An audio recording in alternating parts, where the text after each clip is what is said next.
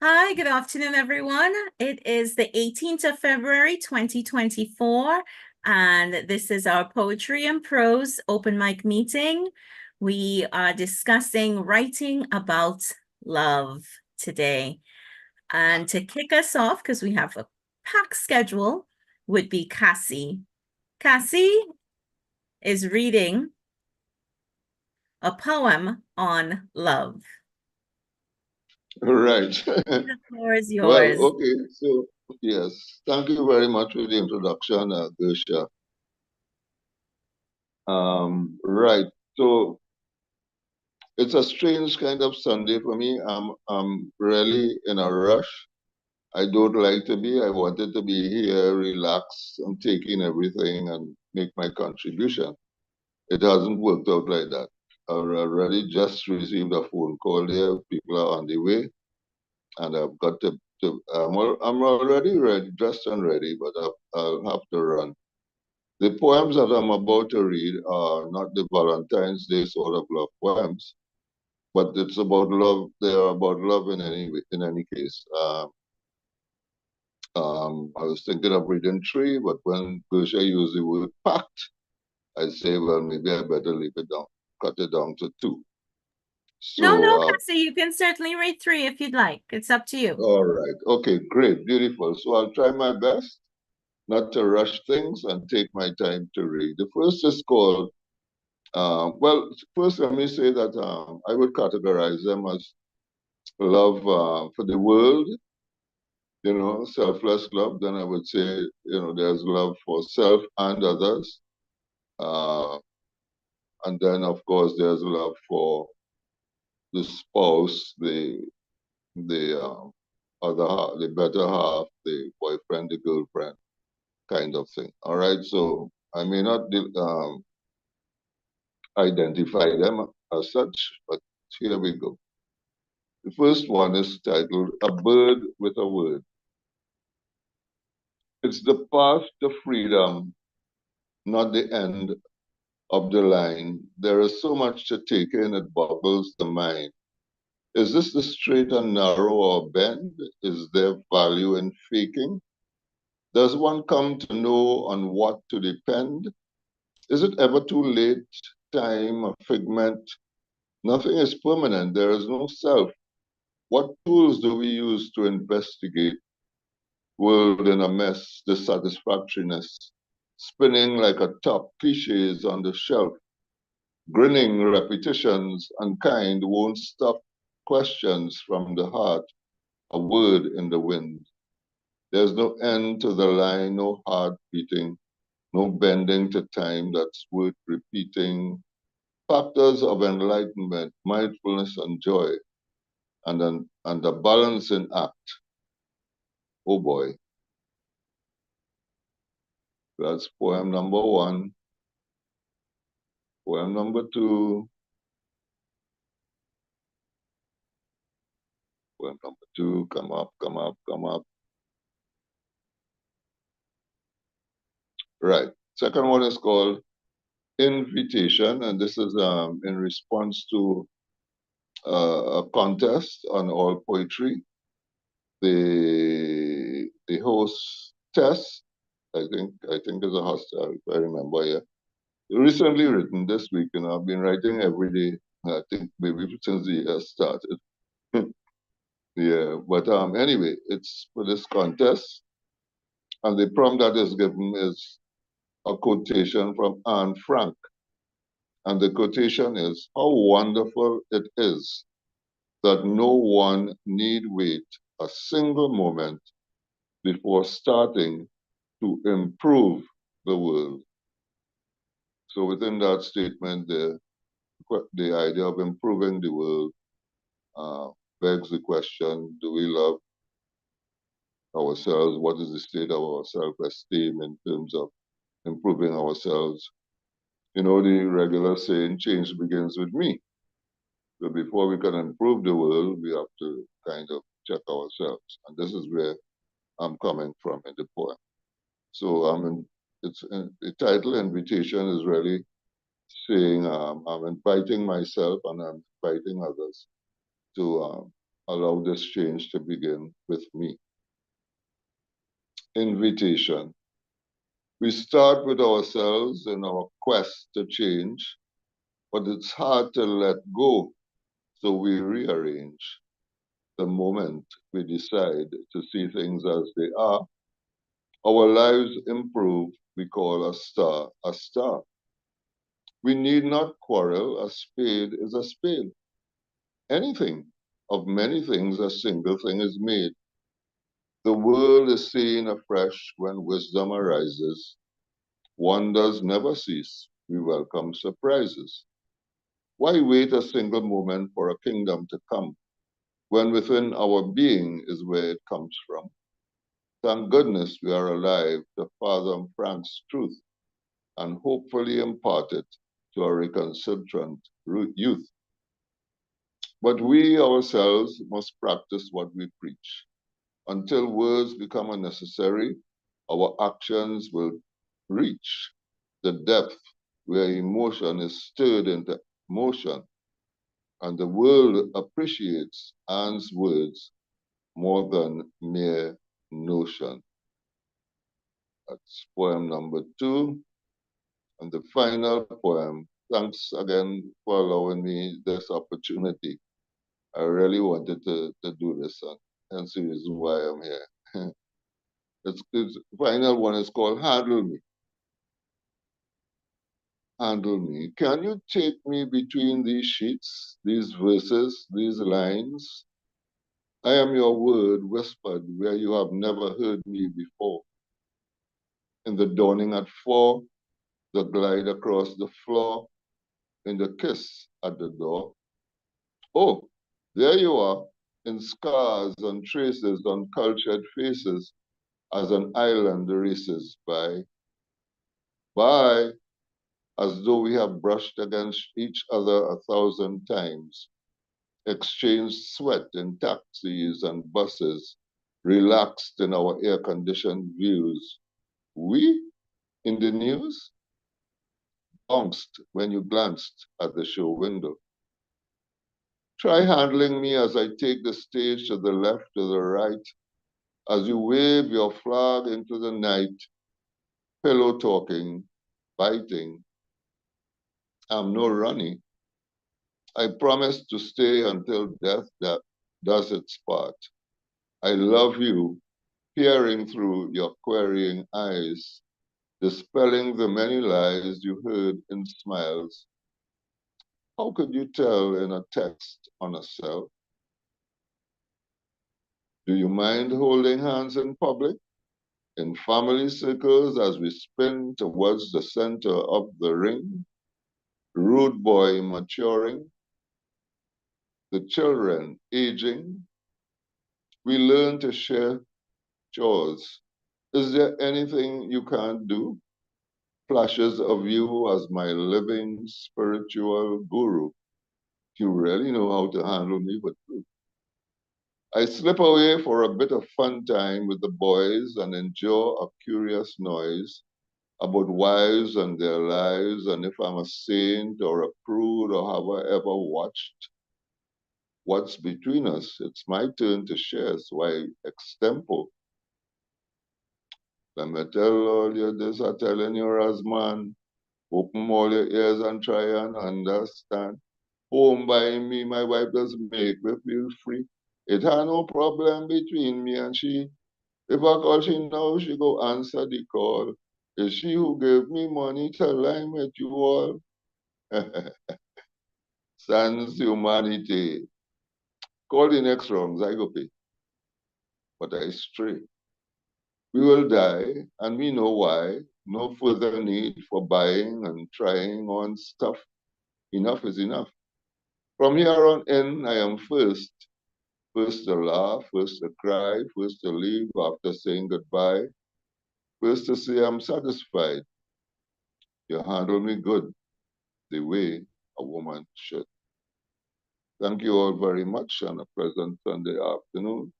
Uh, I'll have to take in the rest of the program on the record and the thing. Thanks very, very much, Kusha, Muti, and all the listeners everywhere. And Thank you, bye-bye for now. Cassie.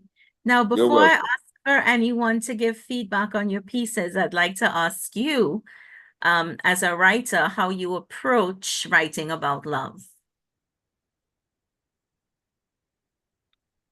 Um, well, well, I could write the Valentine's kind, but the ones that you heard.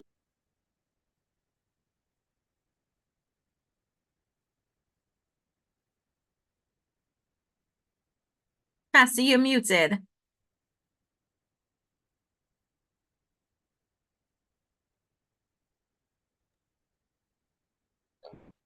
Sorry about that. Sorry about that, Michelle. Right. We heard the last thing we heard So is we've heard. The normally, ones we've yeah. heard. Go ahead. Go ahead. No, the last Go thing we ahead. heard as a group was the ones that we have heard, and then we didn't hear anything else from you. Yes, the ones that you heard. Right. Okay. For these, the approach, as I say, I've been writing more or less every day. And what happens is that a line appears in the mind. I'm trying to write with a little more discipline this rounds, meaning that I'm counted by syllables and that kind of thing. Not so much meter, but syllables, and trying to get rhythm. I would say rhythm comes naturally. The rhyme, to be honest, these poems kind of pour out, I don't struggle with them at all. It's just like, I spend days laboring over them. Like for instance, the last one, the invitation, that was like straight on. I didn't have even to edit anything. It was just came as naturally as you heard it there.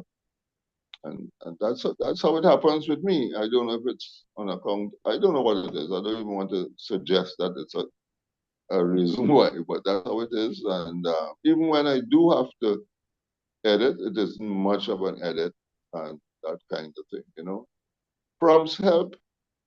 I must say prompts help very much, especially for me because I like form poetry, and as you know, I write different forms of poetry. And I like the challenges that present themselves in writing poetry, and I take them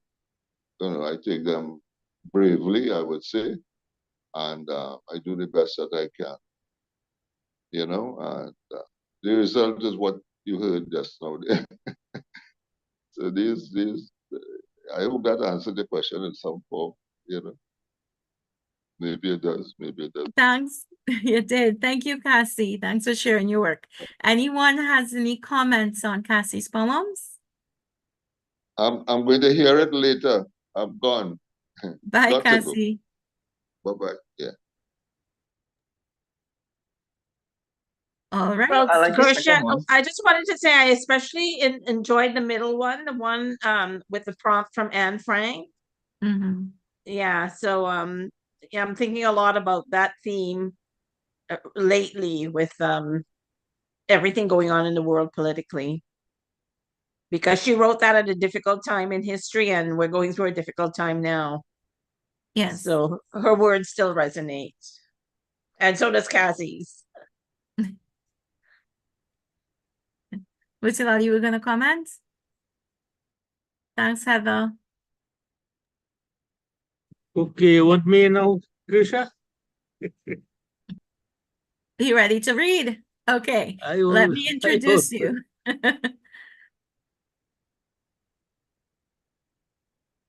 All right, we'll go ahead to Mutilal. He will be reading his piece. Mutilal will be reading My Fantasy Dream for us today. Mutilal, the Okay, floor but is all yours. yeah, before I read my fantasy dream, whenever I think about love, I always remember a poem of my childhood, and just it's that love should love regardless. And I remember this poem called The Lost Doll by Charles Kingsley. And as you can see, I'm not reading it. I'm saying it from by heart, as I learned probably in standard one or so. So here goes. I once had a sweet little doll, dears, the prettiest doll in the world. Her cheeks were so red and so white, dears, and her hair was so charmingly curled. And I lost my poor little doll, dears, as I played in the heat one day.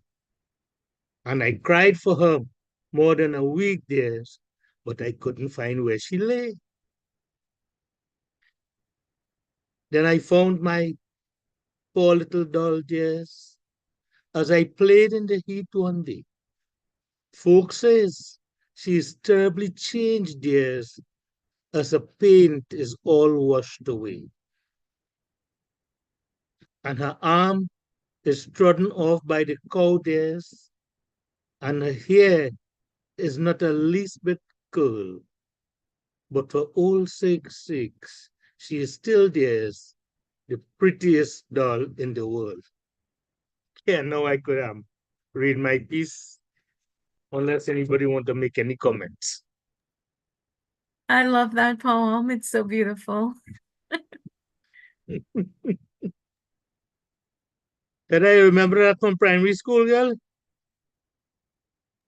Yes, I do, Motilal. It just goes to show that love is love. It doesn't matter what you look like. That's right. It, go ahead. Anyway, my my main reading for today is called My Fantasy Dream. And it's a little different than regular love, but here goes my fantasy dream. What if our dreams can be a reality, happening in a parallel universe while we sleep? The ancient Greeks believed that dreams were messages from the gods. The Chinese, messages from our ancestors. And the Native American Indians believe that we live via our spirits in another world while also existing in this one. Dream, dream, dream, dream. Dream, dream, dream, dream. When I want you in my arms, want you in all your charms, all I have to do is dream.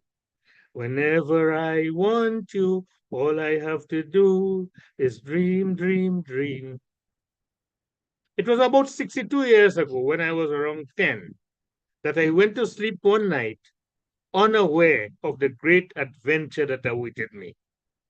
It was then I had a dream that would repeat itself with slight variations throughout my entire life.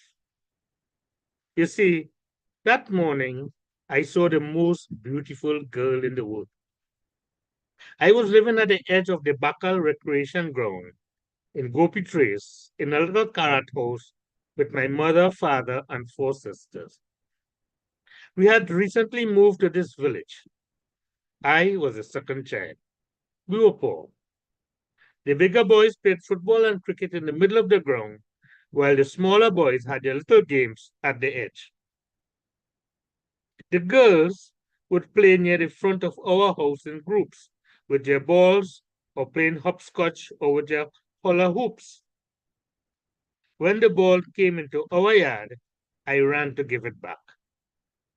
And then I saw her, Rita. She was playing with my sister Chandra and a neighbor, Bela. She was about 2 years older than me, fair with shoulder-length hair, wearing a blue dress and red slippers, and oh, so pretty. I immediately became conscious of my bare feet, torn in the back shorts, and the missing buttons on my shirt. But I felt something strange. I liked her. I liked her so very much. And that night, the dreams began. What I dreamed that night was real to me. It was as if somehow I was transported to a different world. I had new clothes and shoes, and Rita was my best friend. And we would be playing in a beautiful garden, like those in my grandmother's stories or in the storybooks I read in my school.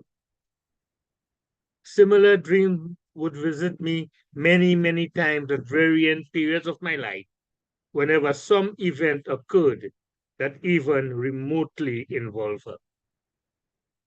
She was writing Common Entrance in 1962, the first time the exam was held. I will do it 1 year later. I prayed for her success. By now, we were exchanging books. She did not care much for my Western comics, and I had few books to lend. Her elder brother was a teacher and had a library, something I had only seen before at school, where there was a cupboard full of books for each class when we had story time twice a week. So most of the books that I read came from her. When she passed for St. Joseph Convent San Fernando, the only one in the school to do so, the entire village rejoiced, and I was especially happy. But the dreams came. In them, I too had passed, and we were traveling together to school. I would start high school 1 year later at Modsec. We had a strange friendship. We would talk about books, poetry, and songs, never saying that we liked one another, but knowing that we did. Remember those autograph books? When leaving high school, we used to write messages in them for our friends. I wrote in the books of my fellow students from Modsec, but in my dream world, I wrote in her book. A long, long time ago, on graduation day, you handed me a book. I signed this way. Roses are red, my love. Violets are blue. Sugar is sweet, my love, but not as sweet as you. We started work. She as a teacher, me at the oil fields. I suppose we drifted apart when she went to UWI. I could not afford to do so then. That year, my sister got married, and she stayed the night before the wedding at our home. That was the first, only time I told her that I loved her. We talked all night, and she invited me to a Diwali celebration at UWI. The magic of that night before my sister got married remains with me to this day. I stayed away from work to attend the UWI function. I could not find her. Her friends said they had not seen her. I later found out that she was with her rich UWI boyfriend, hiding from me. I returned home dejected, and for the first time, had a sad dream about us.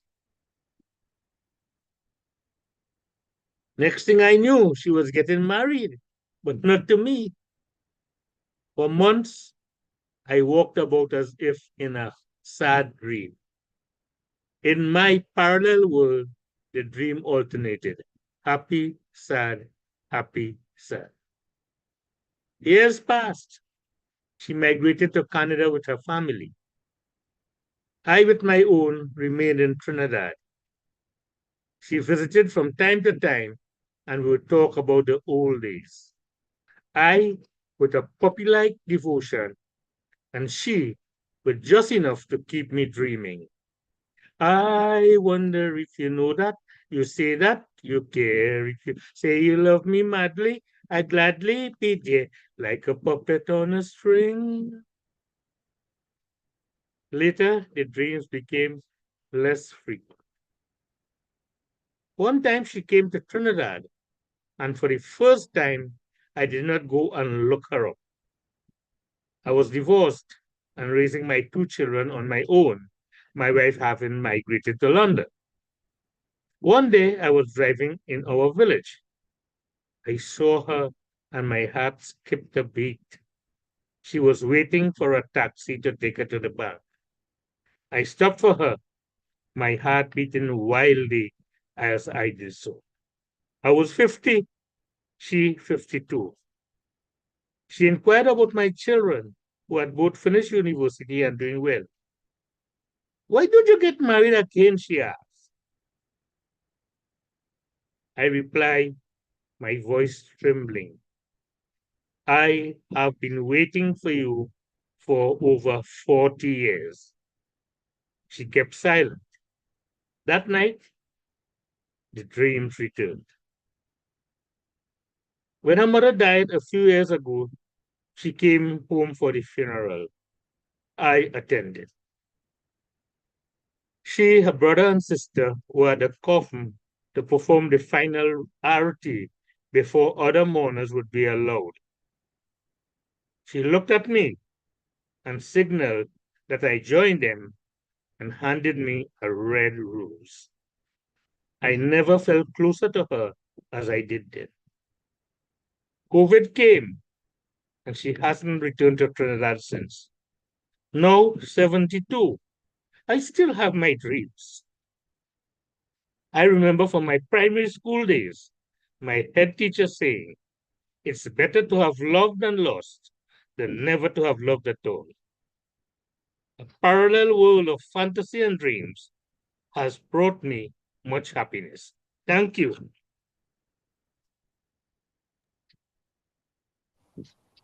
Thank you, Mutilal. Any comments? That was very touching.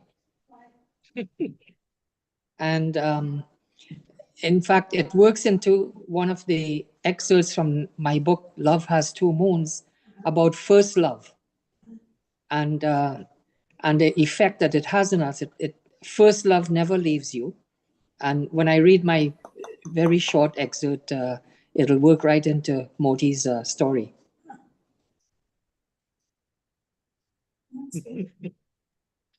Thanks, Frank. Anyone else?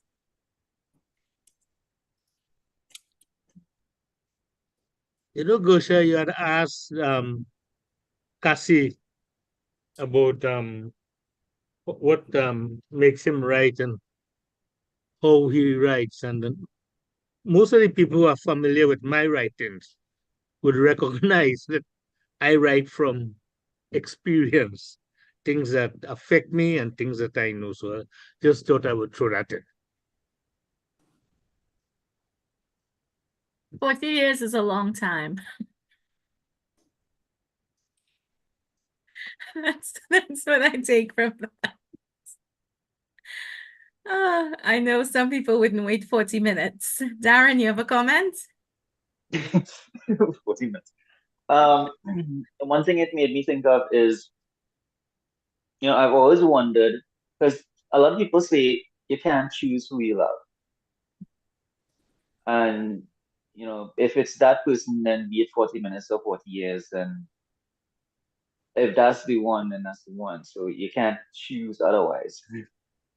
So I've always wondered about that, like how accurate that is. Because, in the story, he saw the girl and he was just in love. There wasn't a decision made there. So I think most of us have experienced that at some point. And I think for us, it's something that where, yeah, I don't think you can really choose who you love. So I think in terms of time, I think you can never at the mercy of circumstance there. But I think in the story, the character is in love with a girl in his head.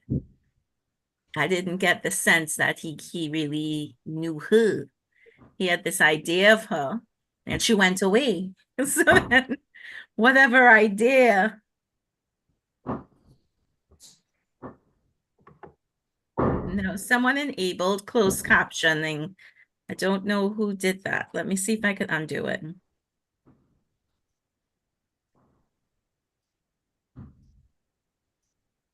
Okay,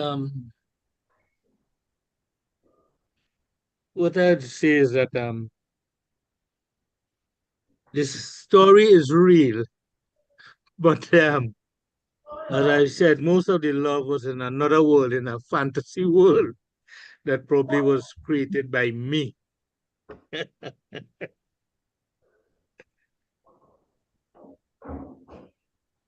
Maybe that's what love is, a fantasy world. And we go there when we fall in love.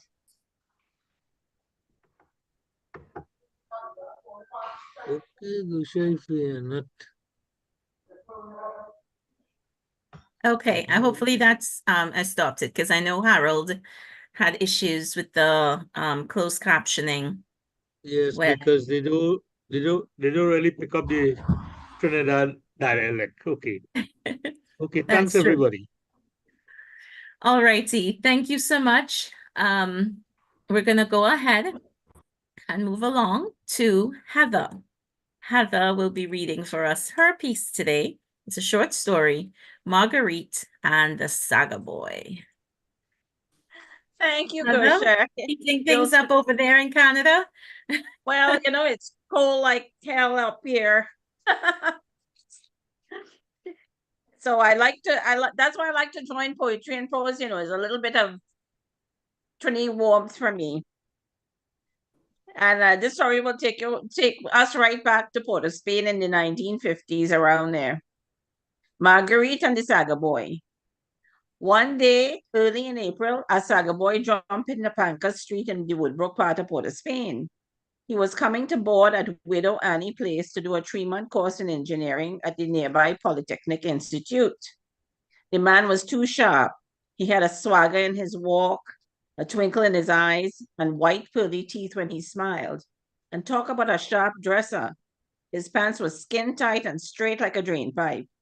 Highly polished shoes glistening in the hot sun. His white silk shirt had his collar up around his face, and his dashing mop of hair was slicked back with a suggestive swath of hair just brushing one eyebrow. The man just oozed sex appeal.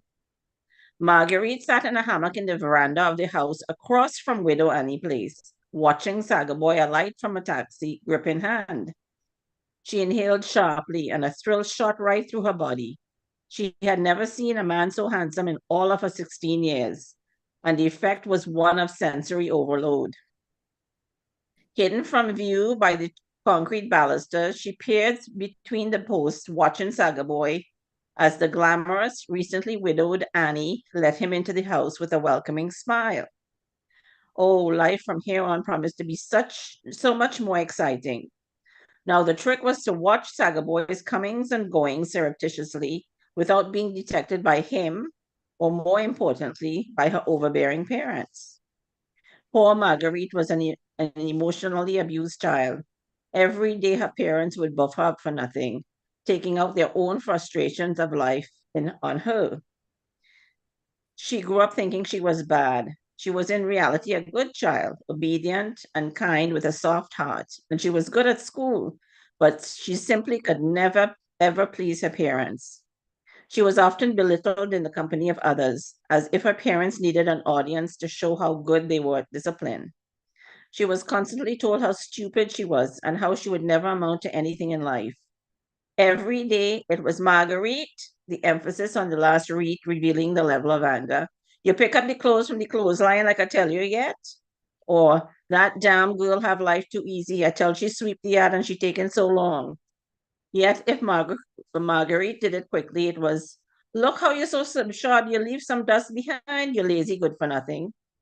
When she was little, her mother used to beat her, sending her in the yard to cut her own switch. As she got too old to beat, the verbal abuse increased. As Marguerite grew into adolescence, the emphasis in the house was on sexual matters, although she had never even spoken to a boy. In a cautionary way, her mother would discuss sex with Auntie Jean, throwing words for Marguerite's benefit, how young girls giving free rein to boys might bring shame on the family. She would say, if my daughter ever lie down with a boy and get In trouble, I go throw she out of the house first thing. I ain't want that shame on me. Auntie Jean nodded her head in agreement, but smiled a knowing smile, as unbeknownst to all, she had had an army of men, but could give the impression of extreme piousness, especially as she had been a convent girl. Marguerite knew of at least 5 girls in her all-girls school who were in the family way, despite the social stigma attached to unwed pregnancy in Trinidad in those days, and in spite of the religious training and warnings of bringing shame to their families and to their school. These 5 girls spanned every racial makeup, social standing, and family background, illustrating how easy it was for predatory boys and men to fool them up into giving in to the pleasures of the flesh. Marguerite swore she would never get herself in trouble so, which was easy to imagine as there was no opportunity for her to do so. Marguerite took her simple pleasures in small doses here and there in the spaces of respite she managed to eke out for herself. The Saga boy promised to be a good distraction from her daily onslaught of abuse. He would become her fantasy. She could watch him from afar and imagine being held in his arms and kissed, which is as far as her imagination could go. He would become her Prince Charming, who would awaken her from her nightmare life and take her far away, where, as in all those happy fairy tale endings, they would live happily ever after. Marguerite was just enjoying the possibilities of the imagined future when she was rudely interrupted in her fantasy with, Marguerite, go by the shop and get a pound of butter for me, and hurry up, you hear? No daydreaming or dreaming on the way, you hear me? It's straight there and straight home. Marguerite reluctantly arose out of the hammock and sighed. She slowly trudged to the nearby shop, head down, intent on her errand. On entering, the shop interior seemed dark in contrast to the bright, sunny day outside. She blinked a few times as her eyes came to rest on a vision. Saga boy languidly leaning up against the counter, slowly sucking suggestively on a straw in a red solo bottle. He winked at her. Marguerite was shocked. Here she was face to face with masculine perfection. She had met her fantasy head on. She stammered out her order to Mr. Rohan, the shopkeeper, all the while blushing and averting her eyes from the too bright Saga boy. He had that strange effect on women of all ages, from the shy schoolgirl to aging matriarchs. He had seen this reaction 1,000 times before. Women, especially, and people in general, were drawn to him like bees to honey. He smiled and nodded at Marguerite, who felt the floor give way beneath her feet. Hello, he said. Friends call me Starman because they say I could be in the pictures, but you could call me Manny, he said. From then on, Marguerite used any excuse to do errands at the shop, which she now did quite willingly in hopes of seeing Saga Boy. On the way to school, she often encountered him, and he dazzlingly smiled at her and said a sweet, hello, how you doing to her. Slowly, they began to break the ice with each other, managing small conversations out of the line of vision of Marguerite's house. He told her he was from South doing a course which he hoped would land him a dream job.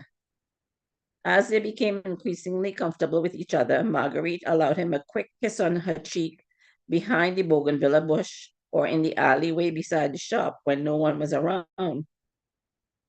I like you, Gil, Sagaboy whispered, and they made plans to meet for a longer time together. One day, Marguerite, on the way to school, met up with Saga Boy, and instead of proceeding to both their respective schools, they took the bus together to the botanical gardens in front of the governor's mansion around the savannah. There, sheltered by huge banyan trees, they found a private alcove in which to give free rein to their growing passion. Being a weekday, the place was deserted. Saga Boy slowly drew Marguerite into the shaded aerial roots of the banyan trees, where they were hidden from view, and he kissed her.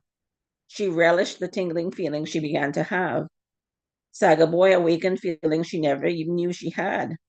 And they had time on their side. It would be 3 o'clock before they would be expected to be on their way home. They had all day. Saga Boy whispered so many promises to Marguerite's young, naive ears, telling her how beautiful she was and how he truly felt he was falling in love with her. Marguerite's joy was complete. She had never been touched in a loving way, and she soaked up every morsel of affection from her lover. As time went on, these runaway sessions became more frequent. And as frequency increased, the two lovers took more and more liberties with each other. Towards the end of June, when school was due to close for holidays, Marguerite wondered how their tryst could continue without the cover of school. Also, she had not seen her monthly visitor for a few weeks, and she became increasingly concerned. I see Mimoon a good while now, she whispered to herself, and a small dose of pure fear injected itself into her thoughts. A few days went by and she didn't see Sagaboy. In order to make plans for the next tryst, she took it upon herself to go by Widow Annie's house to inquire about him. Widow Annie answered the door with a sly smile. Oh, you want Ryan? She asked coyly, Marguerite hearing his real name for the first time. He went Piaco a few days ago. He gone foreign. Marguerite almost fainted. What? She nearly screamed. He didn't tell me he was going away. Which place? United States, Canada, England? Not that it mattered where. I know which place, Annie replied. Marguerite turned back into the street at a loss. What was she to do now? It all came crashing down on her. Sagaboy had used her for his pleasure and left her to face the wrath of her parents, especially if her late moon meant dire consequences. Widow Annie again smiled to herself. She was not surprised. Marguerite was just one of a handful of young ladies who had come looking for Sagaboy, all with a similar reaction when told he had gone overseas. There was a young student teacher at the Polytechnic College he went to, a young choir member at the local church he faithfully attended every Sunday, as well as the sister of a friend he lined with on Saturday nights, and a neighborhood girl he had struck up a friendship with just as he had with Marguerite. He managed his tight schedule with focus, conviction, and daring, while still being able to gain stellar marks in his course. So Sagaboy was off to take on the wider world overseas, no doubt spreading his charm in foreign climes among a new set of innocent damsels, seeking his own alluring brand of love. So by Christmas, when all Trinidadians celebrated the virgin birth, there were at least 5 former virgins giving birth. It would seem that Sagaboy had swelled the population of Port of Spain by no less than 5. Thank you. That's a tawdry little tale, but it's the other side of love, I guess. Thank you, Heather. Any comments? Well, I see Motilal enjoyed it. Well, I always admire how Hera picks up the essence of Trini life in the 1950s, 60s, Hera, Yeah, you could write a radio play or a play or this, a TV play because it's sometimes it's sung in like, we had a thing called Calabash Alley. I don't know if you yeah, ever know what that meant, Freddie Kissoon. yeah, And I like how Hera picks up things that people in my age familiar with. The way Sagaboy does lean up on the counter. yeah. It worked like that. You had to And have gone to Goodie Shop, But to see that. what I yes, like yes. that she does very well is that she threads the nuance of Trinidad culture without directly spelling it out. So the comment about the girl from convent, Trini knows what you mean if they say, oh, he is a convent girl, we will know. But in the Yes, yes, and story, you're able to fit that in. It's not just this story. Many of your other stories, I realize you're able to fit in those nuances Yeah. very yes, well. and Cynthia, Cynthia was teaching at Bishop Anstey High School, and that's where I went to high school. But when I left in the 1960s, that paragraph that I have that there were 5 girls that ended up in the family way, that really happened. So it just goes to show that no matter what you do and what how you're taught at school and at home, sometimes these things happen. Yeah. I Joanne also like, commented, Freddie Kassoon was amazing. R.I.P. yes, That's true. I just wanted to say something, Hera always does this, she would say something that would bring back an expression that was way in the back of my head. I ain't see me moon, Well, I actually, remember hearing that. growing up, and then Frank it Cohen and I disappeared. discussed that. Yeah, Frank and I were discussing that. And actually, that wasn't around when I was growing up either. This actually came from the 1920s, from a book of a doctor that lived in San Fernando. And when he spoke to his female patients, that's how he would refer to it. Pass. Yeah, Mhm. but I guess Yeah, it but was an expression in those days. yeah, I have heard it maybe from somebody who didn't see their moon. Yeah, yeah. Wow. Well, if you don't see a moon, is eclipse for you. Yeah. Okay, I'm thanks for going that to add story that there. to the story, Botila. That's a good Okay. one. There's another old expression, which might even be older than my era, called for when you're pregnant. They say you're pushing bread cart. You ever heard that one? Oh, I didn't hear that one. Yeah, when I lived in Barbados in about 1978 or so, they sold bread in a glass case with two large bicycle wheels, and they'll push it from house to house, and you go out and you buy bread from the bread cart.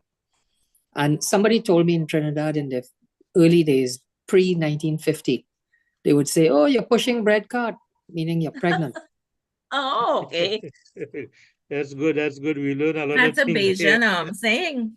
No, in Trinidad, they Oh, used to okay. sell bread in bread carts like that. Ah, I think these stories are great for bringing that kind of thing back or not losing it, because so much is lost, as we go on to new expressions. yeah. So true. Well, I But like think they kind of still do sell bread like that. There's in certain areas people will drive around, or like just one person in the area will drive around and sell bread and pies, like cheese pie, beef pie, fish pies, things like that. what we have in Pinal, we have bread van. Yeah, like currants roll, things like that they sell. Yeah, the But bread van the would pass person, on evenings. yeah, yeah, they pass a certain time every day, and you have to make friends with the person and get their number because they sell out pretty fast. But they only work certain areas, so it's really a localized thing. So Frank, I guess they moved up from bicycles to Yeah. vans. All right. I am so pleased to introduce now to you our next reader. Cynthia has graced us with two original pieces today, and I am happy to introduce her. Cynthia, you have the floor. I am so pleased to hear your work. Welcome.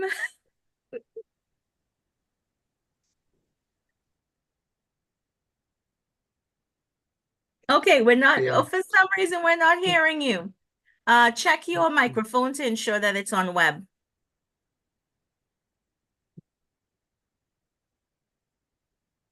Okay, so try to unmute now and see if it comes on. Oh no.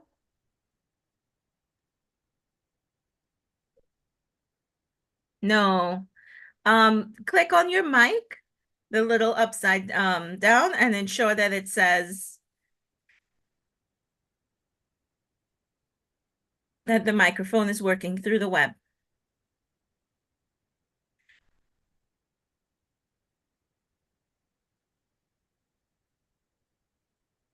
I'm not sure. Darren, are you able to reach out to Cynthia at all to assist her? I know you're at work.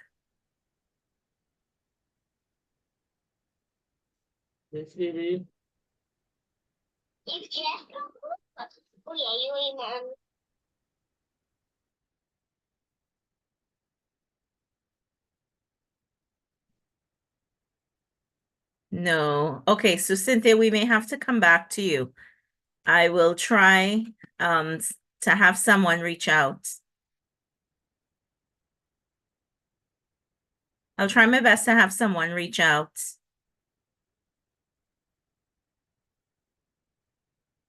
No, we're still not hearing you.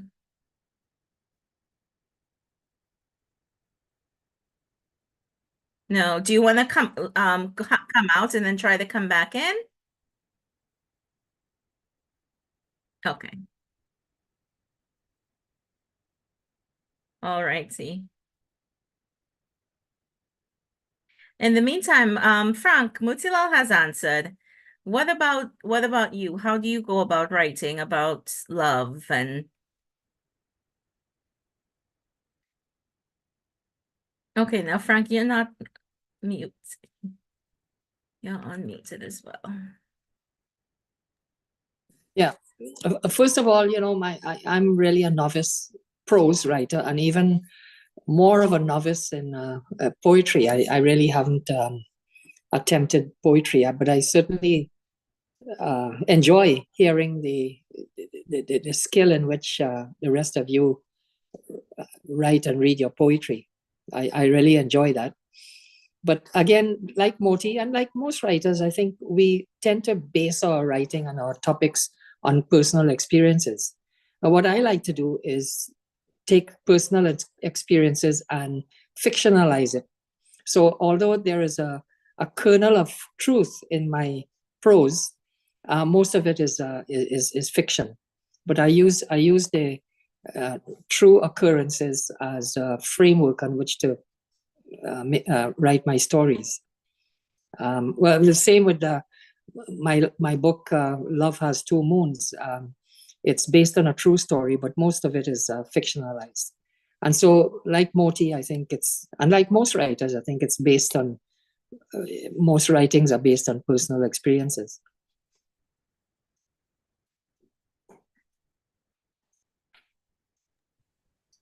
Thank you. Anyone wants to make a comment on that? Well, if they do it differently. For me, Frank, I think it always starts off a bit personal, but I draw from the personal, but I've been known to write love poems about things that really aren't love poems. So I think I use the personal as a catalyst. But I'm the type of writer that can read a book or watch a movie or see a couple, and I can pull from that and then just write something about it in terms of a love piece. It's like So I can immerse, if I'm able to immerse myself in the emotion. It's like painting a scene that the artists have seen, something like that. Yeah, I can do that. But it's not all of my pieces are necessarily about my love life. Or I can use a muse. I spoke about this before. I forget where we were, but you can I have someone that I can write about, but that person isn't necessarily, if you read the poetry, you would think that it was more than it was. I call him, he's aware of the poems that he's in, but it's almost as though I've taken this person, a childhood friend, and I've created a character all on its own. And I'm able to go back and plug that character into pieces and using emotions from something completely different and plug that character into that. And yeah, so, but it's not exactly as if he has much to do with it, but I call him my muse because I don't believe a muse is someone that you have to have this grand love affair with or this grand relationship with. A muse can be someone that can be almost like a catalyst, like a laser. You use them to laser through. I don't know. Like the muses from Greek mythology. Shahira is in it, so you could Hi, Shahira, welcome. Okay, I'm gonna check in with Cynthia. Okay, Cynthia's out. I think she'll come back in shortly. Hi, Yeah. Shahira. Gersha, can you hear me over here? Yes, we can. Harold, would you like to share about writing about love? Well, I'm not sure. Most of my poems have to do with love in one form or another, and almost all of them have been written about particular people over many, many years, all unnamed, of course. Um, and it's been interesting because I haven't written poetry for quite a long time because there hasn't been anybody in my life for a long time. So there's really been nobody to actually write about. Um, but yes, I think it's very true. I think poetry does come from the heart, a lot of it. And good poetry, I think, comes from a good heart.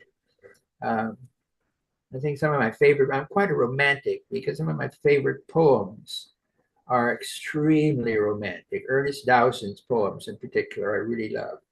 Um, and of course, his poems, other people have obviously found a great deal in them as well, because a lot of his poems have found their ways into the names of movies and films.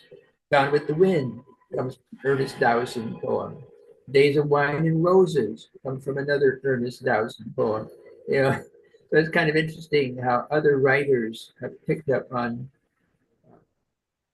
phrases that poems have, poets have given, that have given life to their work or the titles of their work to keep them going.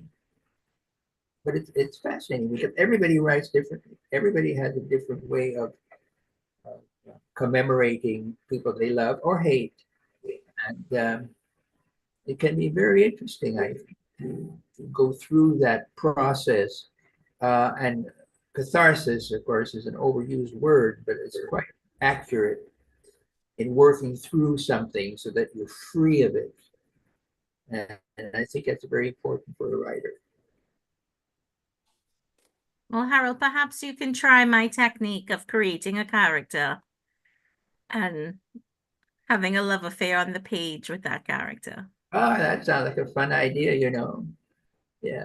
And I agree with your idea about being a muse, because a muse is just could be anything or anyone that would inspire you to write, put your thoughts on paper and do a good job with them.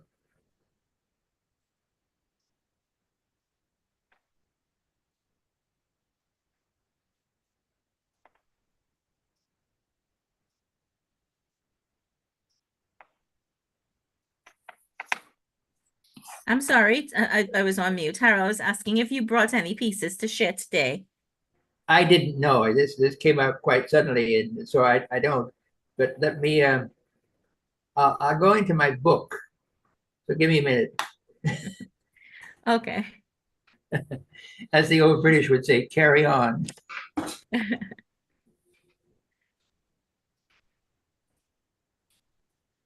Okay, so Shahira was supposed to be co-hosting with me today. Shahira, welcome.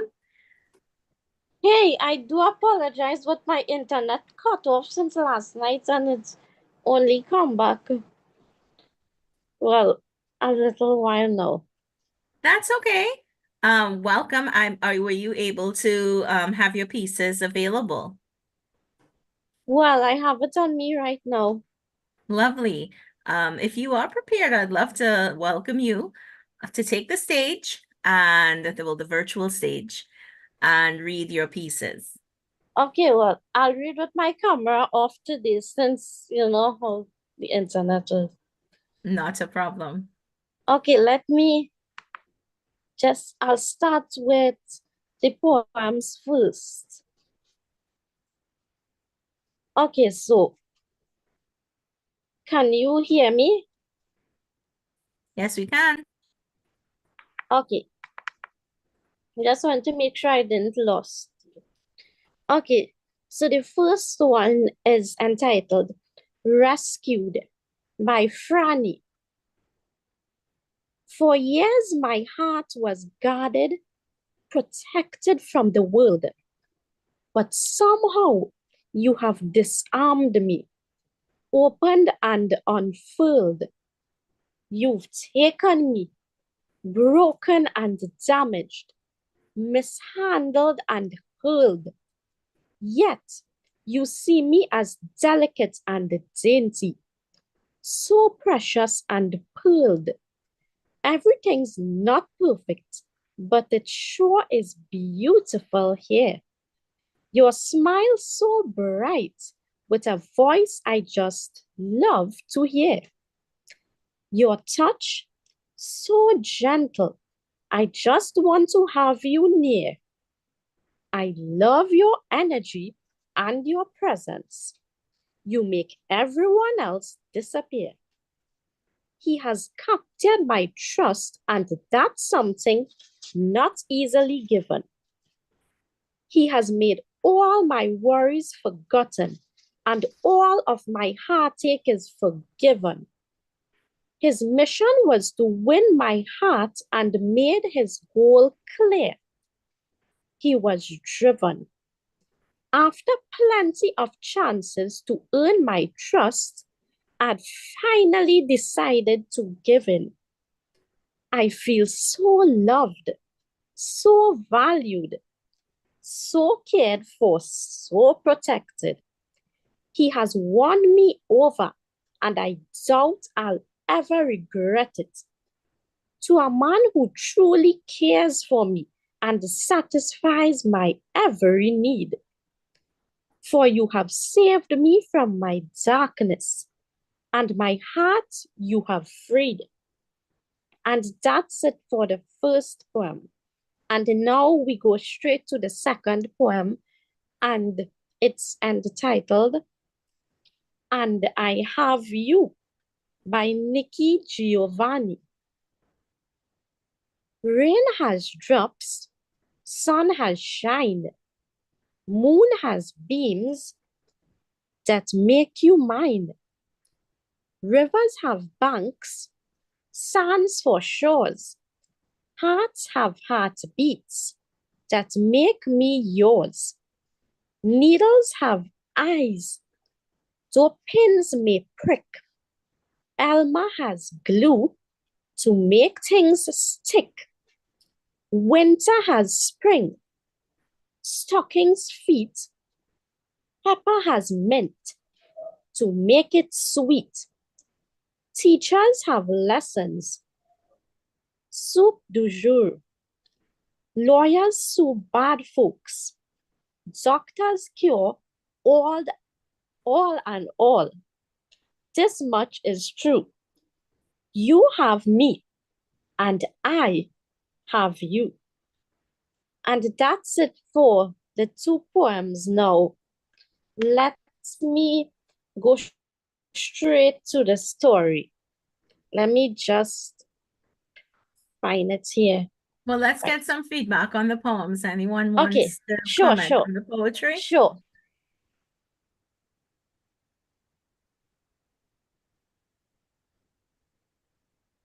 I enjoyed the Nikki Giovanni because it's just too silly and cute. Shahira, whenever you're ready with your story. Okay. So this story is entitled Love is for the Birds, and it's written by none other than Mr. Motilal Budu Singh. Let's begin. We have all heard many times that certain types of birds mate for life. These include geese, swans, eagles, our own local parrots and parakeets, and those budgies and lovebirds that some of us buy as Valentine gifts for each other. They always, when they are kept together, seem to be kissing and loving one another. However, some of these monogamous birds cheat, just like human beings do. Unlike man, the male bird seldom abandons the mother of his chicks and takes an active part in parenting. The male bird defends the nest and territory, brings food for his mate who is sitting on her eggs, and also feeds the hatchlings. He will sit on the eggs if the mother leaves for a while.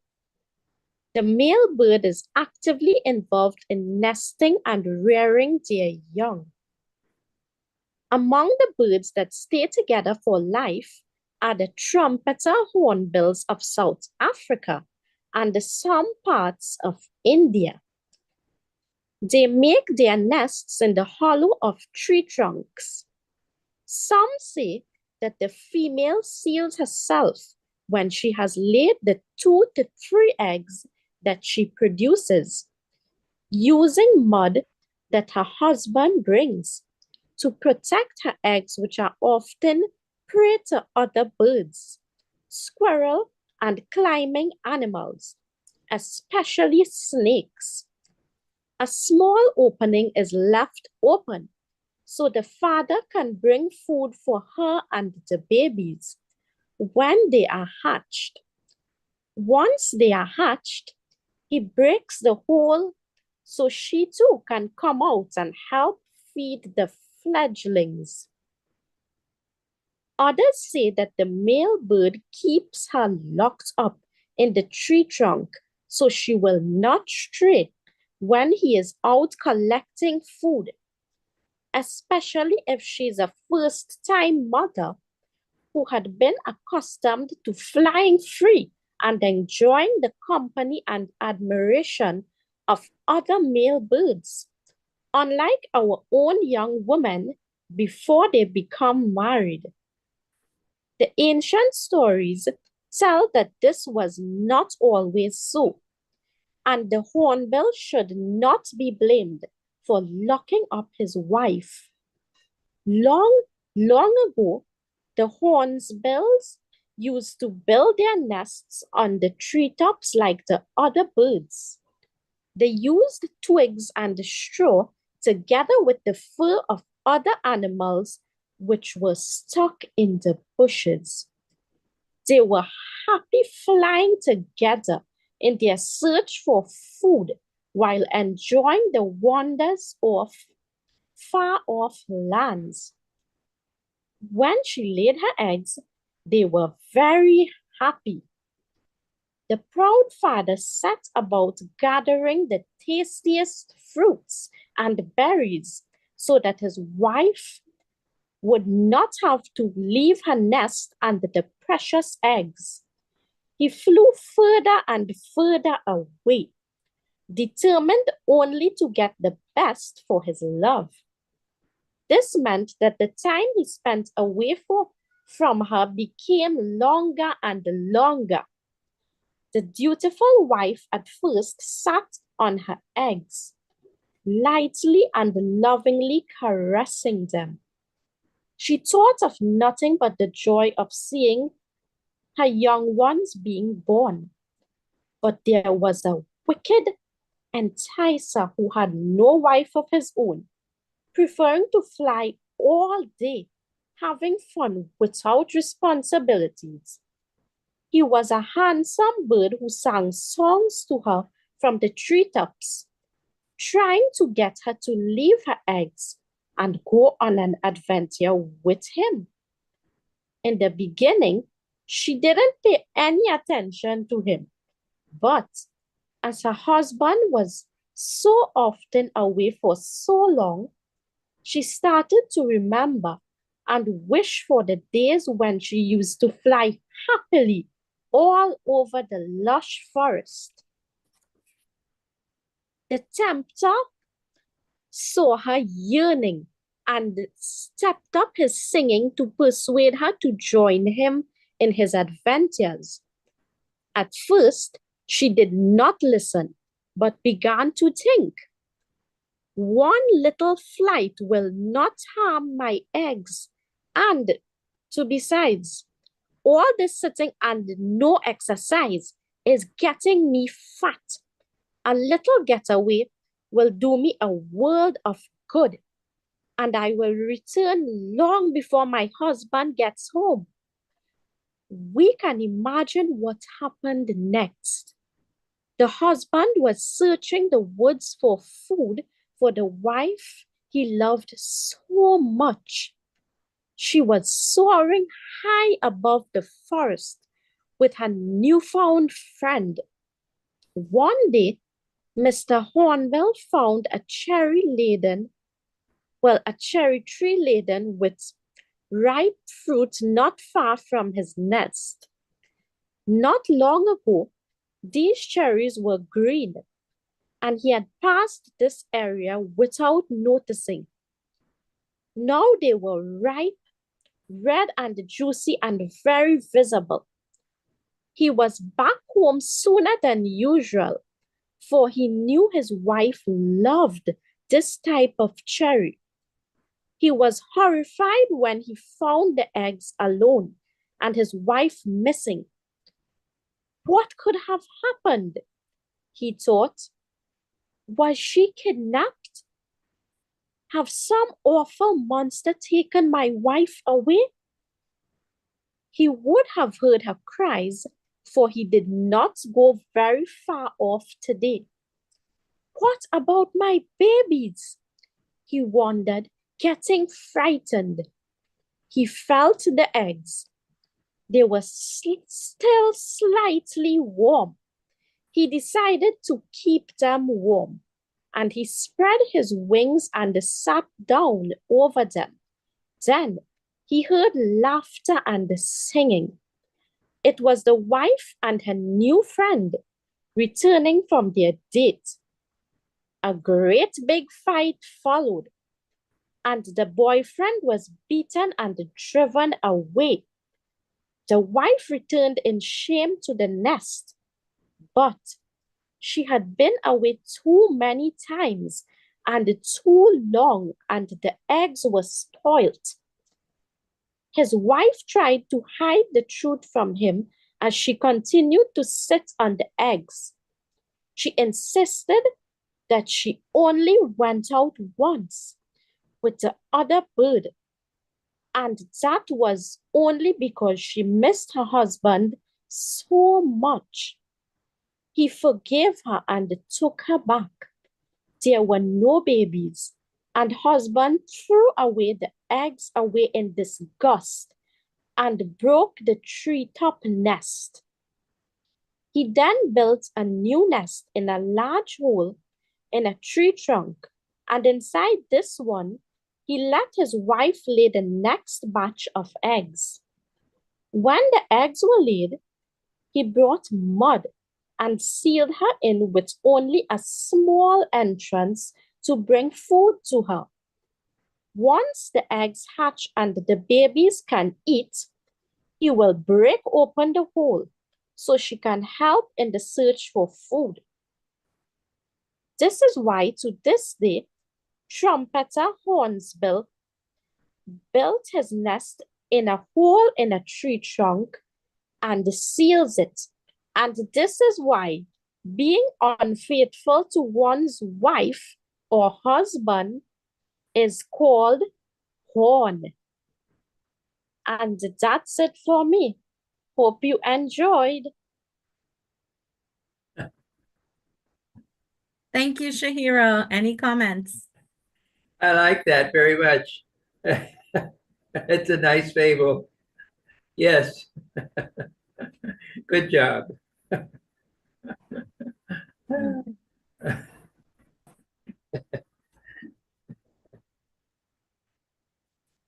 Okay, well, we've In received Trinidad, in Trinidad, sometimes you hear wives complaining about their husband.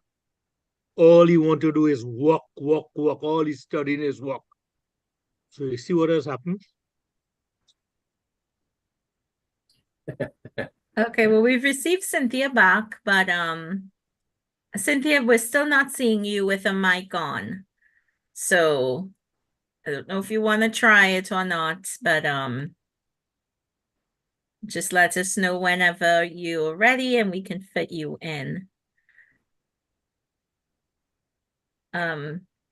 Shahira has read. Okay, so we're going to move ahead now to Frank.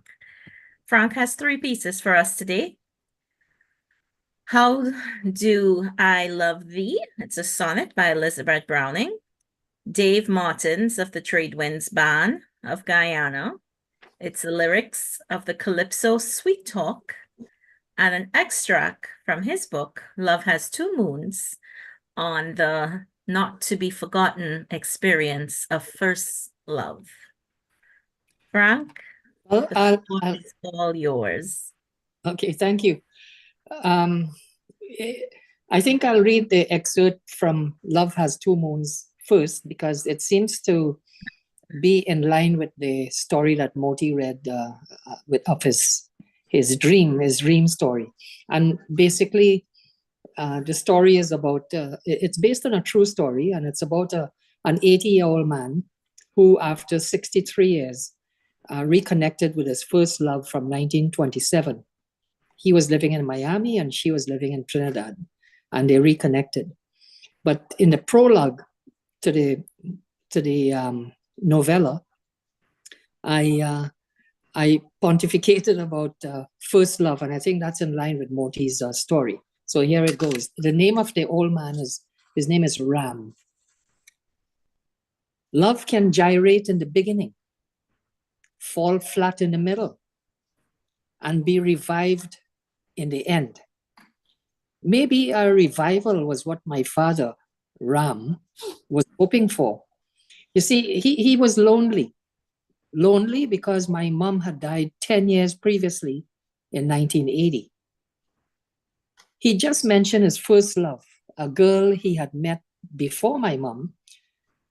I was dumbstruck that he had recently made contact with her after 62 years, and I became excited for him. His story reconfirmed to me the indestructibility of first love and the sentiment that love nurtures, becoming an indelible part of one's sensitiveness. Ram quoted Albert Einstein. He said, "No, this trick wouldn't work. How on earth are you ever going to explain, in terms of chemistry and physics, so important a biological phenomenon of first love?" Ram left me philosophizing about the nature of first love. I realized that first love leaves a mark in one's mind, and it is stored in a singular place nothing else inhabits. First love is never experienced again, which is in a way merciful. And though its essence is never recovered in subsequent relationships, every once in a while, the characteristics are retrieved from storage to aid one's search for serenity and pleasure. It's the stuff of daydreams, even 62 years later. And at that time, I recalled Honoré de Balzac, who said, "First love is a kind of vaccination which saves a man from catching the complaint a second time." So that's my little piece about first love. The next one I'd like to read is a little bit more serious, and it's written by Elizabeth Browning. And her poem begins, a sonnet begins with a famous line, "Let me count the ways." And it goes on to describe the depth and breadth of the speaker's love for the subject of the poem. So here's sonnet number 43, "How Do I Love Thee?" by Elizabeth Browning. How do I love thee? Let me count the ways. I love thee to the depth and breadth and height my soul can reach. When, feeling out of sight for the ends of being and ideal grace, I love thee to the level of every day's most quiet need, by sun and candlelight. I love thee freely, as men strive for right. I love thee purely, as they turn from praise. I love thee with the passion put to use in my old griefs and with my childhood's faith. I love thee with love I seem to lose with my lost status. I love thee with the breath, smiles, tears, all my life. And if God chose, I shall love thee better after death. So it's quite a succinct and short sonnet that she writes. Elizabeth Browning. The next piece is brief.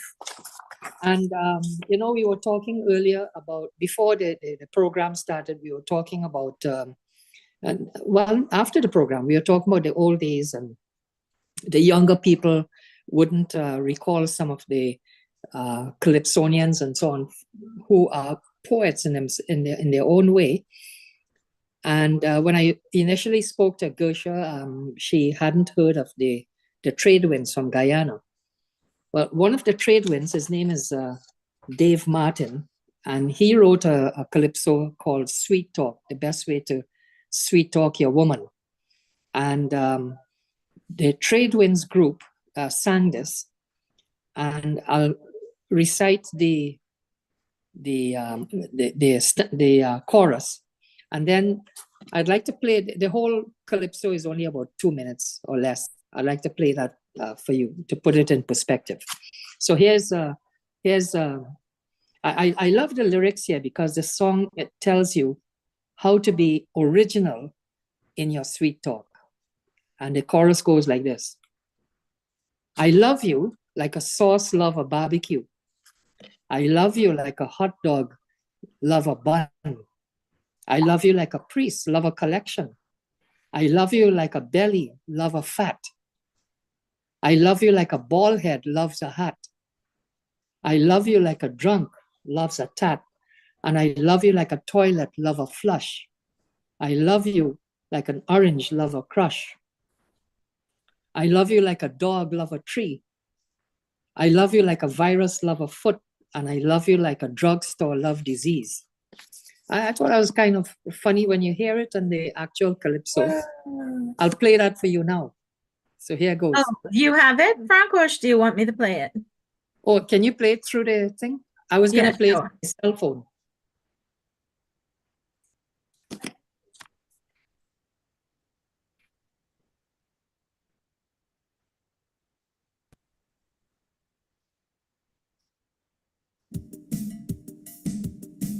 Yeah.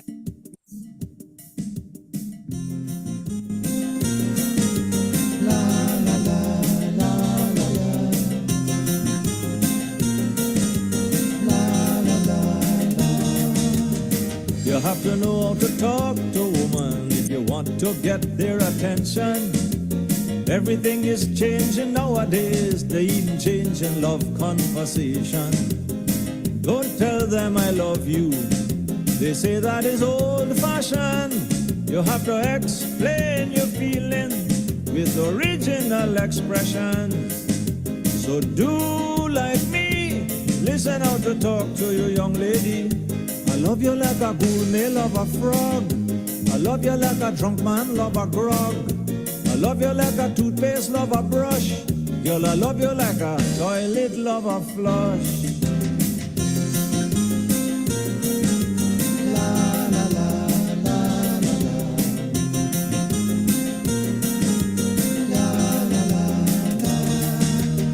A woman is an amazing creature. She's so full of contradiction, but she is extremely vulnerable when you're using fancy expression.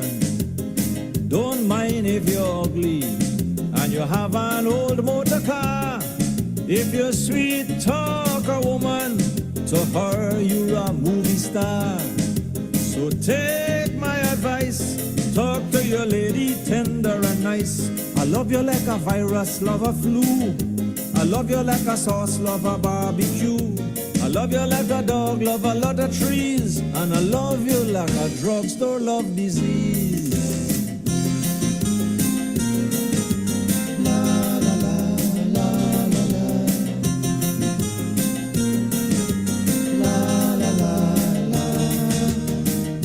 A lady had a loving husband, he buys she a new Toyota. But suddenly without explanation, she take off with an ex-fella. She had all convenience and the nicest house on the street. But she gone with the sweet man, because the sweet man talking sweet. So hear what I say, you better begin to sweet talk today. I love you like a plumber love a leak. I love you like a watchman love a sleep. I love you like a hot dog love a bun. And I love you like a priest love a collection.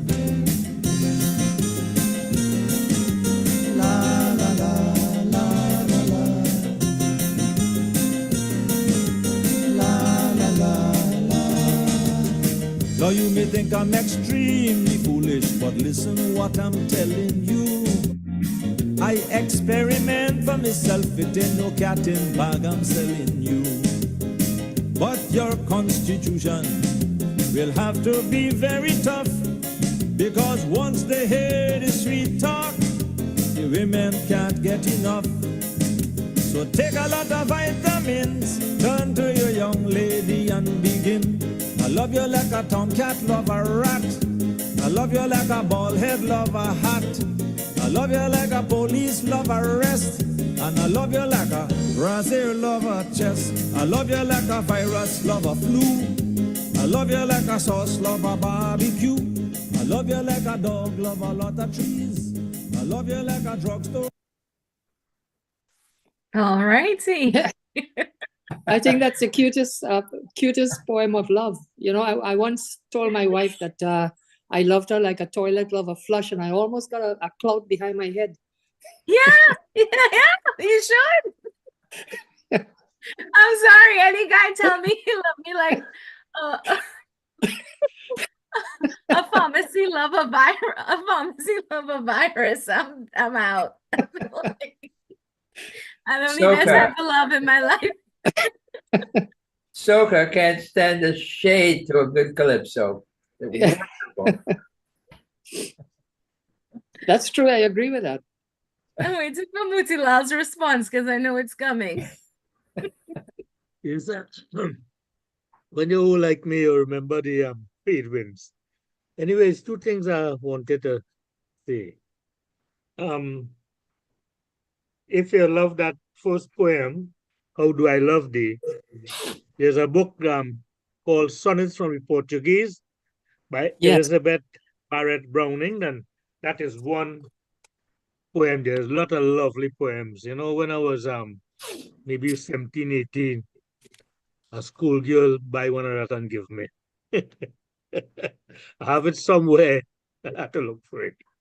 And one of the things about that is that although Elizabeth Barrett Browning talks about her love for Robert Browning, she was also initially she was in, they say she was in his shadows, but this collection of poems was a sort of coming out of the shadows, and she used her maiden name Elizabeth Barrett Browning as the author of the book. So I just thought I might say that.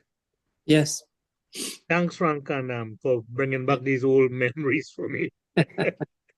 And I like how you say that, you know, I love you like the drugstore lover disease. I don't like that. I don't like that. How about a bald head lover hat? No. Well, I could A rat love a cat, like so you're calling me a rat? No, bye. You know, the other thing to keep in mind is there's a very wonderful play called The Barretts of Wimpole Street that is about Elizabeth Barrett during her courtship with Robert Browning, and her father was very much against that. It's a very fine play based on the true history of what happened with Elizabeth and Robert Browning. Thanks for that, Harold. Cynthia, I just want to test to ensure that your mic is working.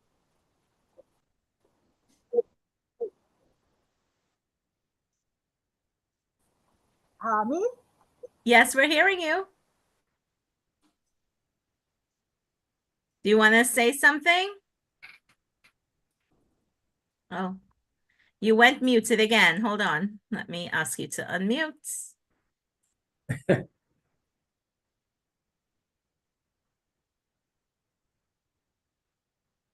Cynthia, you want to say A, B, C, D, E, F, G, H, I, J, K? The show? Hi. Were you a fan of the trade winds?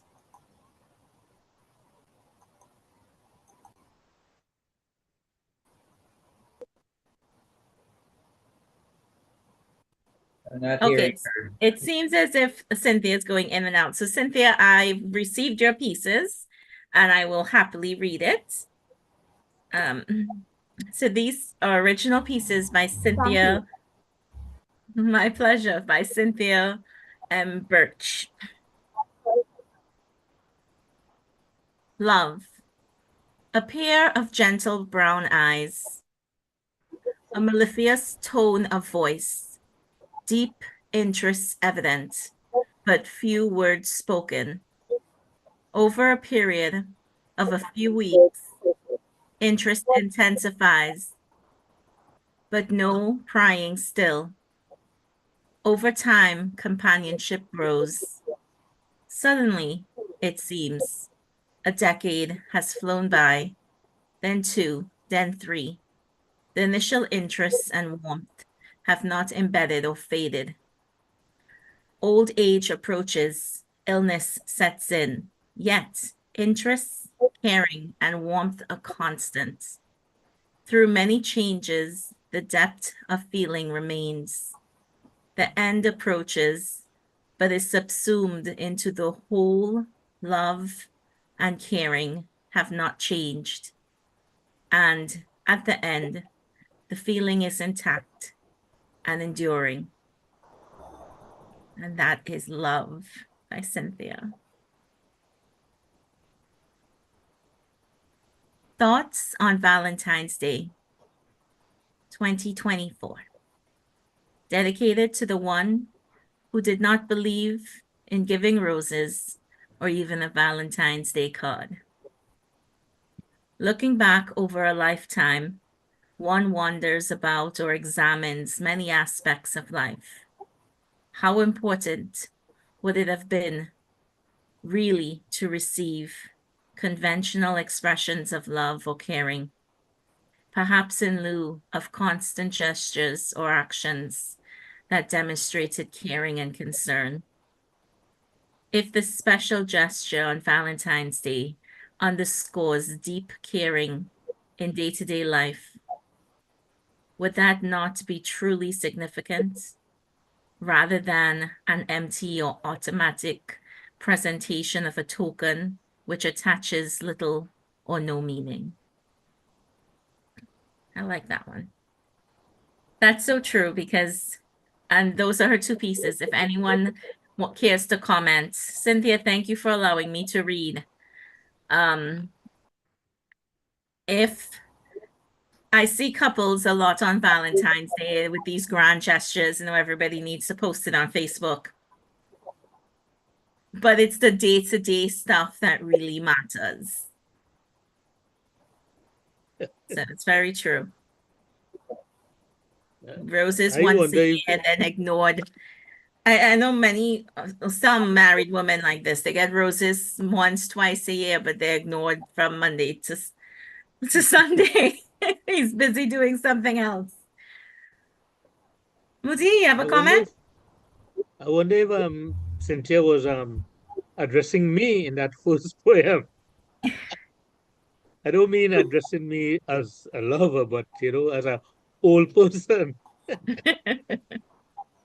Both very good. And I also want to say very quickly to Frank, the excerpt from his novel was very well written and quite profound. I was very impressed with that. Thank you. Thank you. Thanks. And Cynthia, I think you should write more because I like these two. So and Joanne says, wonderful work, Cynthia. See, do not shy away. Yeah. Shy away from the pen. All right, we're gonna go ahead now. We've got three more people, myself, Harold, and Vilma. So I think I'm going to call on Harold to read his pieces. Very good. Thanks, Georgia. I just have two short ones. The first one is called White Tigers. We speak of white tigers and ping pong balls, ancient chimpanzees and frayed hula hoops, an exhausted clown with a pathetic poodle, and the whimsy of once handsome Mexican men attempting bare chested somersaults in midair in a tawdry circus come to town for a night. We sigh as we recall sweet scented rosebud garlands encircling the heads of pink and golden girls, Renoir beauties under the knowing eyes of mothers, innocents all in the sunlit wading stream, bright skirts held in chaste knots above pale knees, virgin calves covered only with giggles. Silence now, between the murmuring of soft vowel sounds, caresses shared with the lovers sporting a tiger tattoo, now and again barely muttering small talk and sighs. Tomorrow's regrets will be no more than the soft rattle of green mossed pebbles on a gray and distant riverbank as I kiss your tattoo of an endangered species and wish for more. And the other one is called He Said, She Said. He came to Sunday dinner looking oh so dapper and dandy and fine, a living GQ icon, gift wrapped in silken peacock linen and a sinuous suede line. And as he reclined on her futon with a chalice of her dubious wine, she said with flair she fancied, "Won't you remove your shoes? Go ahead, relax before we dine."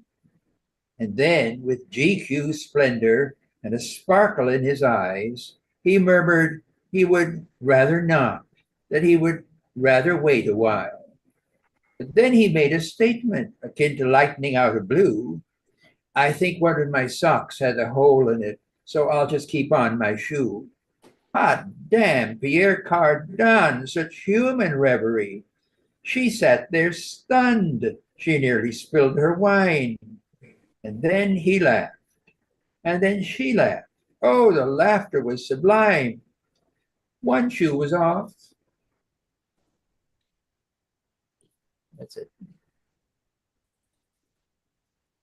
Thank you, Harold. Any comments? Harold, I really like the poems because I grew up on what they call old English literature. So it reminds me of that. And the first poem also reminds me when they used to talk about circuses. In Trinidad, I have been to a circus once, maybe in the 80s, and other than that, once in America. But the whole idea about the tiger and the clowns and the dancing girls and all that reminds me of circus. I hope I was right in evaluating the poem. Yeah, thanks, Jorge.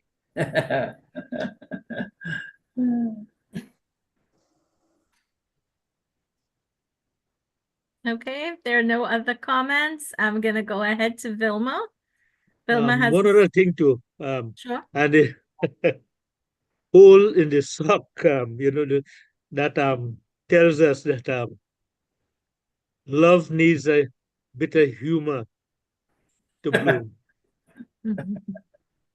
Yes. That's Thank true. you. Thanks, Mutilal.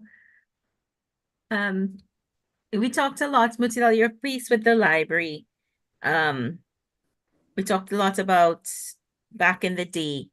It always used to be a lot of love romance novels back in the day that flooded our libraries. And women would like, at least in my growing up, I remember like aunts and older cousins would have these novels and they would always share amongst each other. And it was always romance novels. And Vilma is reading a piece for us today that says, "Fooled by romantic novels." So that brought on that memory. Vilma?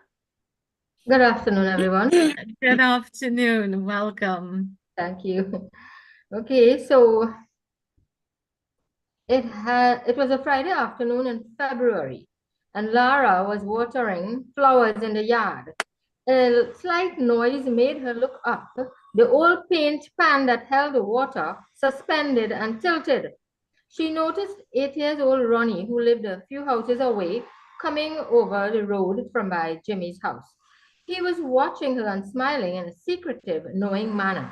He handed Lara a folded piece of notebook paper and said to her, "Jimmy sent this for you." Lara stared for some seconds at Ronnie as he ran back over the road. She put down the paint pan and opened the paper. Someone had sent her a letter. She looked at the signature and saw that it was Jimmy's. She read the words and felt very angry. She was only 16 years old and not interested in boys, but this letter's words implied a romantic interest in her.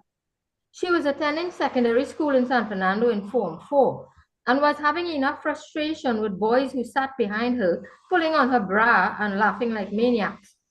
She had a few friends, but they were all casual. Reading was her favorite pastime. From the many books that she borrowed from the library in San Fernando and from students at school, she felt that she knew all about love. Still, she wanted to stay far away from romantic associations as possible. Her only goal was to pass 5 subjects.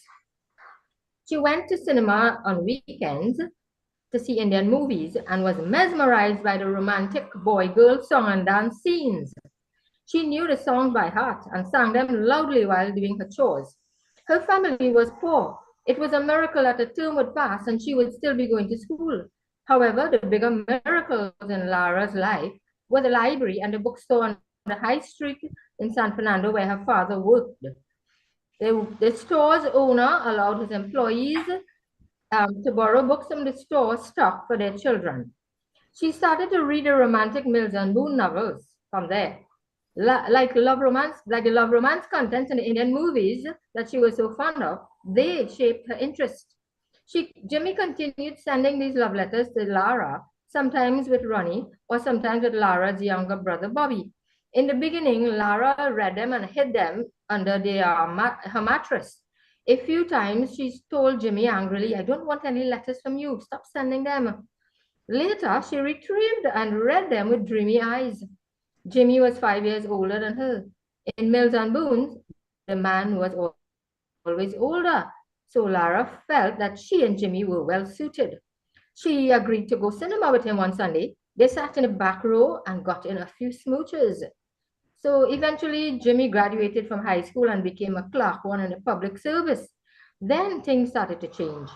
Jimmy was sent to a remote countryside location and he met up with a few new friends. Jimmy started coming home late from work and regularly drunk, even during the week. Still, she continued to see him because he was his quiet, respectful self when he was with her.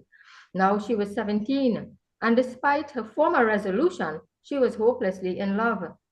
Time passed. Lara finished secondary school with a full certificate and also got a job as a temporary clerk. Now she met up with Jimmy regularly, who had a car now, and they went for drives.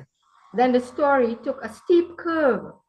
Lara's mother never approved of Jimmy, but Lara ignored her. Jimmy's sister Jada had a school friend who used to visit and even spend nights. And then a sad thing happened. Jimmy started taking Jada and her friend out to the odd bazaar on a Sunday afternoon at different villages. Many times, Lara watched from her house crying as the three of them left in Jimmy's car, looking happy, with not even a half glance in her direction.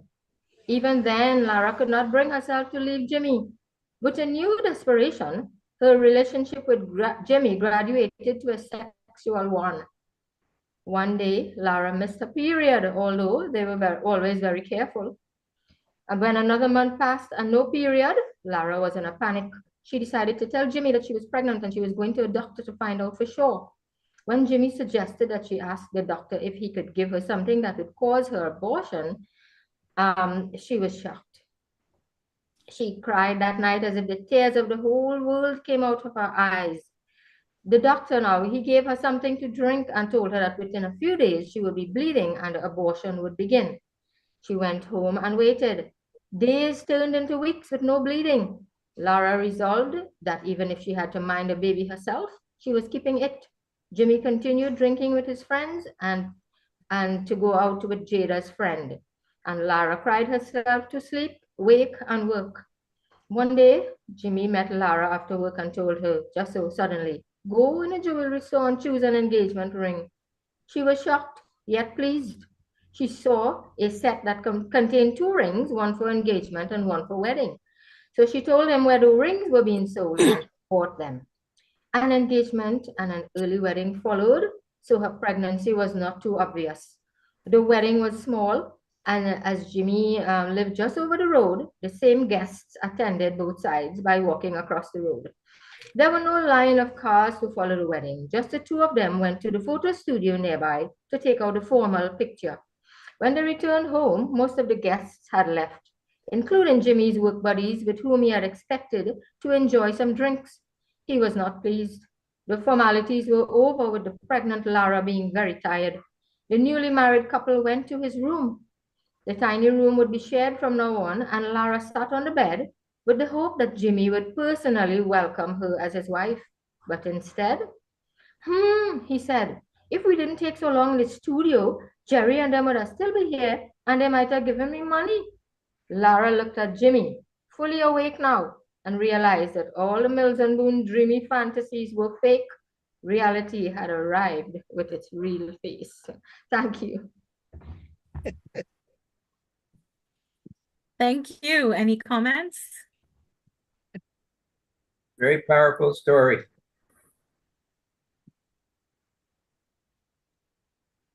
Thank you. Yes, yes. All that glitters isn't gold. What a story, Vilma. I must confess that I had read the a longer version, Vilma's longer version, and I advised her that, for our purposes and for the My Trinidad magazine, we had to cut it a bit. So I helped her in that area, but I really like the story, and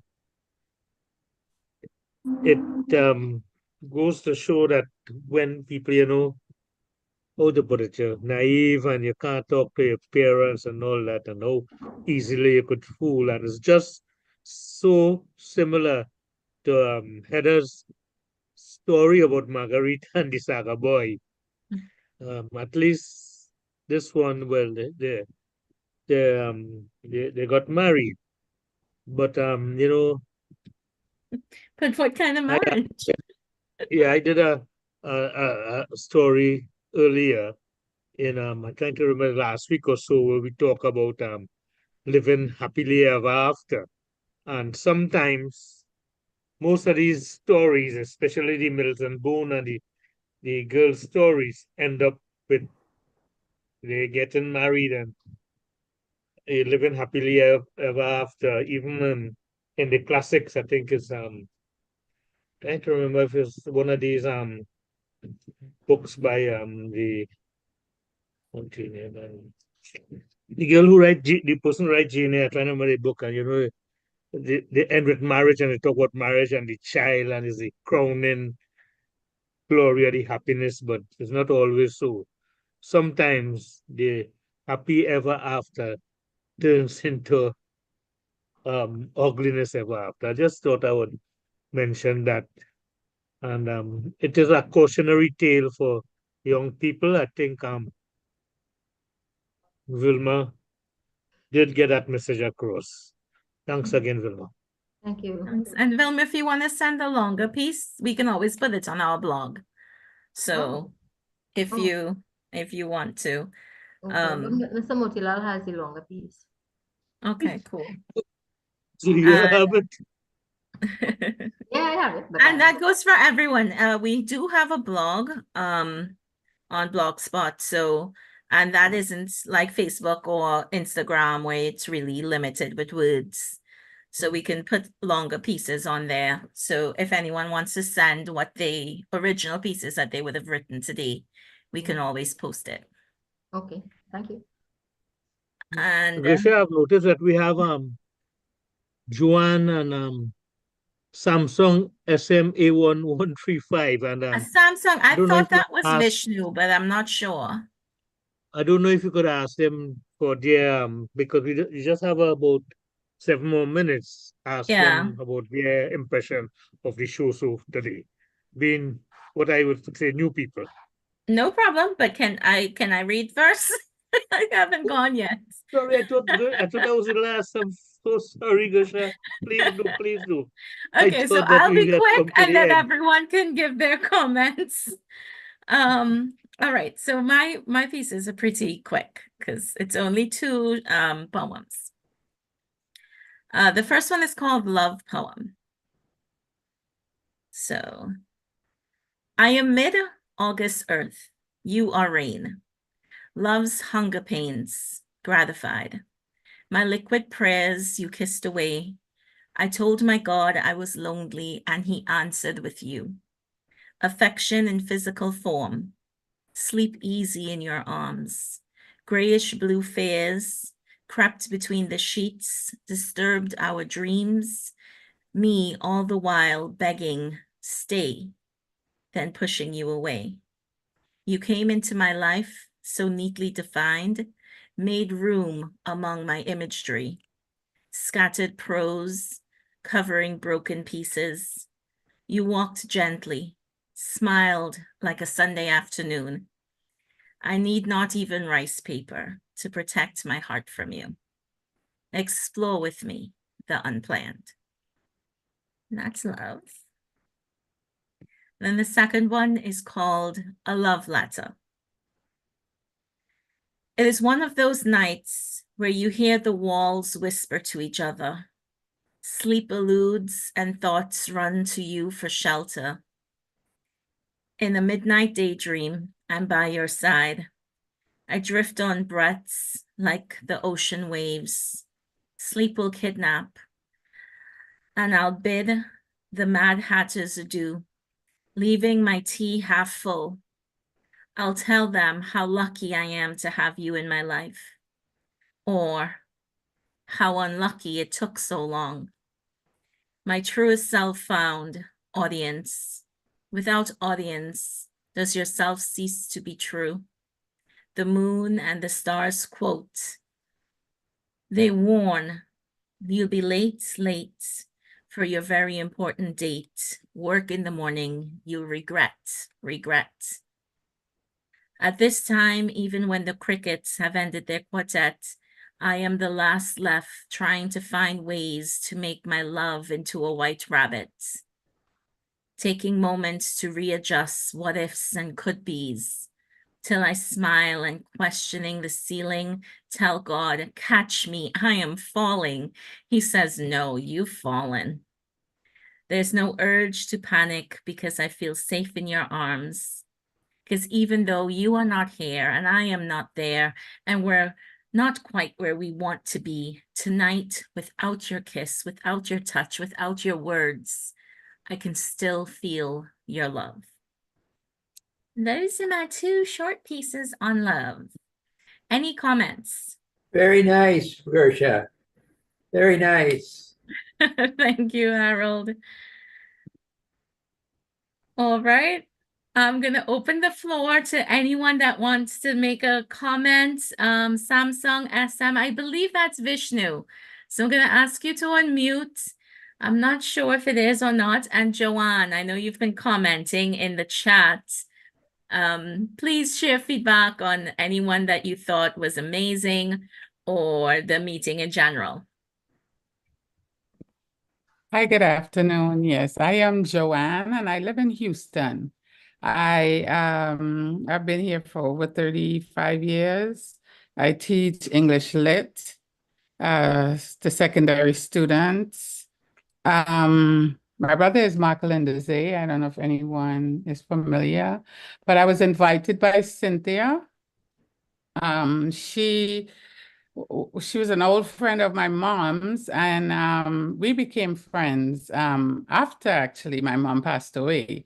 It has been a wonderful experience dealing with Cynthia, and I'm happy to be here because I love poetry, I love prose.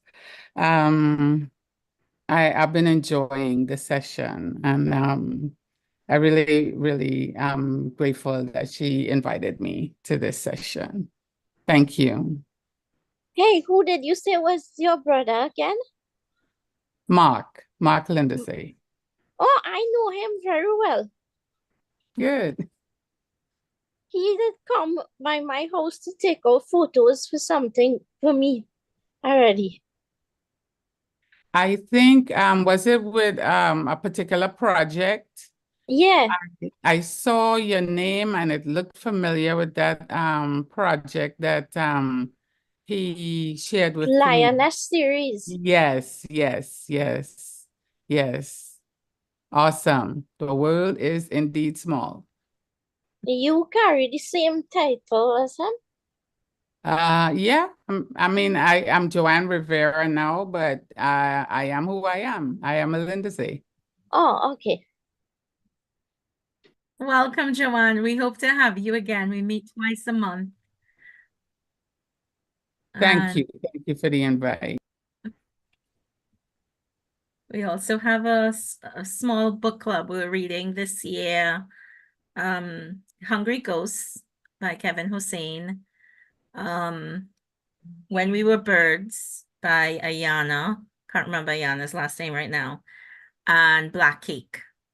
So if you ever want to pop into one of Oh, our I have read readings, Black Cake. Black Cake is oh, amazing. I have read that one. well, that's our last book. So if you want to pop Okay. in, if for nothing else, pop Okay, in and let us hear your thoughts on Absolutely Black Cake. divine. Yes, yes. Thank yes, you. Joanne, one thing I want to ask you, Danny Lindsay. That would be my we haven't been close, so it'd be a push to call her stepmom, but she was married to my father, who Okay, has since passed away. okay, because yes, because I know Danny because they have this workshop that they collaborate with UE, the Cropper Foundation workshop, and I was in that with Danny. Well, I think she's moved away, right? I do Yes, believe. yes, she's not in Trinidad again. I think she moved away sometime last year. A lot of us in this group would have had contact with Danny. Awesome. Okay, small world. All right, Indeed, indeed. Samsung, are you there? Let us know who you are. I'm still thinking this is Vishnu. That might be Vishnu, because he tell me he wouldn't contribute today, but he'll be logging in. So Okay, so it may, and someone else just came in. Welcome. Hi Pam, welcome. Hi, hi, how are you? How are you? Nice to see you. Yeah, I haven't been for a long time. Been so busy. But Well, I have something to read today if you have a space. Sure, I don't mind hanging around. The meeting is officially over though, so if anyone Oh, needs to depart, no, that's quite all right. I know Harold has plans as well, but we wouldn't log on. You stay here, huh, man. okay. All right, Pam. So the floor is all yours. Our oh, topic today, by the way, we were dealing with I think writing about love. yes, that's right. I So think we But I I will thought, just find spotlight. out Is from it Pam how what is how her long time is now. it? She might have been muddled by the time. yes, Yes, I got the time wrong, maybe. I thought I was coming in at the beginning now, but you've been on an hour or what? we've been 2 on for 2 hours. hours. 2 hours. Yes, Well, we I started thought, at 1. yeah, because I tried to calculate the time, your time to my time, and with the winter Yes, time, I think I it's, thought that was the problem. yeah, so I should have been here 2 hours ago. Okay. That's okay. How long are your pieces? I'll just read one and then it's not very long. Yeah. Okay, no problem. Okay, so I wrote this a long time ago, 1983, on the island of Ponza in Italy. It's called Japanese Man. I met a Japanese man, a photographer, a poet. He plucked my spirit with a firm hand and held it close, cherishing it for a moment. I was moved many years ago, and this moment moves me still. We met in a grassy courtyard of a cheap Indian hotel near Benares. We sat on 2 canvas chairs, half broken, and saw the sparrows speak, and the blackbirds sing, accompanying us. We were alone with nature, and the sun shone. His hair was long and black and shiny. We sang the praises of life. We talked of philosophy and sadness. We mused on the past, and we fantasized on the future. We spoke of our dreams and our desires. We laughed till the tears came to our eyes. He said I knew him better than his mother. I said I was no other. Appearing to him in a different guise, we told madness, words of wisdom and lies. The night fell, a soft starry blanket, close and warm. The honeyed jasmine sweetened our words with charm. We talked long into the moon. He took my arm. He led me to a feast of Japanese fish and algae in his room. I ate, every bite a discovery anew. A taste of Eden, thought I. Time to say adieu. Too late, he proffered me a precious ivory ring to wear around my neck. From Nepal, a thing, unique and veined and delicate. I felt about to suffocate. I had to run, to say good night, to go, where I didn't care or know.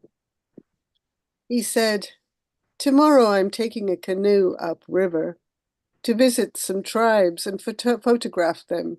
Come with me. I didn't know how, but I said no. That was it.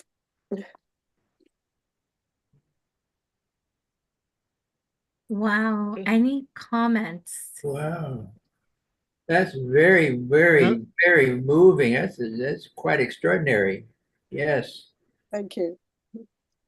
Thank you, Pam. I was thirsting for more, so can you do one other piece before we go? Well, let me just quickly look if I have something on love, because I have many other things, but maybe not on love anymore. Getting too old for that, you know.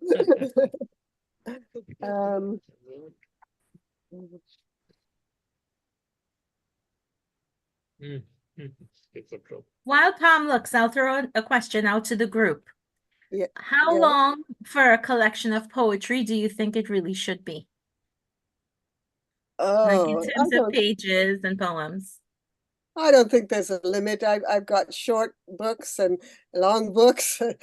You know, I think if it's a good author, you know, then you'll keep reading. I had old prize books from school, and they were really thick, but they were collections of poems and just amazing. That's what started me off when I was young. I don't think there's a limit if it's good stuff. I mean, somebody else has to judge it, not just the author himself or herself. You know, editors and whoever will look at it and see. But I agree. I agree completely. It depends on the quality of the work. yeah. Absolutely. Gusha, because if you look at some of the Trinidad poets that we have right now, Andre Bagu, Shivani, Ramlochan, usually they have about just between 15 and 20 poems in their books, you know. So usually a book of poems might be 10, like this one. This one is a book by a fellow called what's his name, by Premnath Gupta. I just happened to look at it. He was here for us for Indian Arrival Day program. So usually I think they do about 15 to 20 poems, and most of the poems might be just 1 page or 2 pages in a collection. Nice. So that's my experience with regards to Trinidad poets. Of course, it might be different Nice. Gersha, in my little book, is about 64 poems altogether, but it's, Yeah. you know, it's really thin. Mhm. Yes. So true. Let me just go look. Unless they want to write a rhyme of the ancient mariner.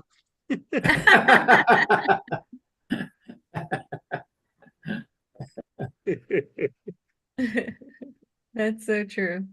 Very good All right. meeting, Gersha. Thanks very much for getting in touch with me. No problem. Thank you for coming. Pam? Okay, no, Pam left for a minute. Yeah, I was looking Your, for your second reading? Yeah, I'm still Okay. looking. Just a sec. Oh, okay.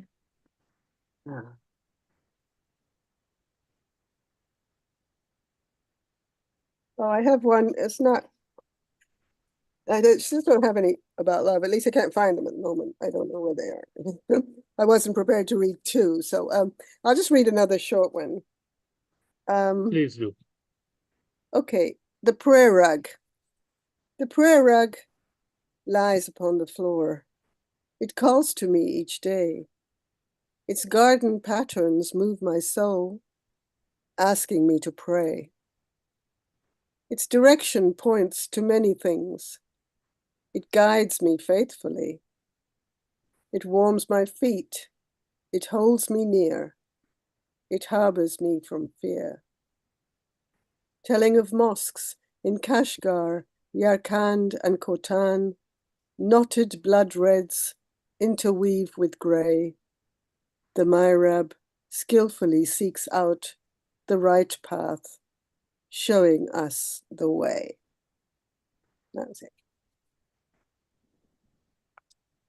Thank you. Okay, thank Lovely, you. lovely. Yeah, Lovely. Any comments?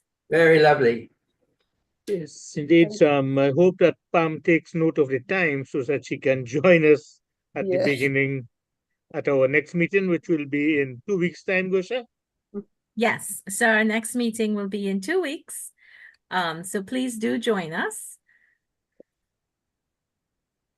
I like the rhythm of your writing, Pam. Thank you. It's a very I nice find cadence. her work is very eloquent.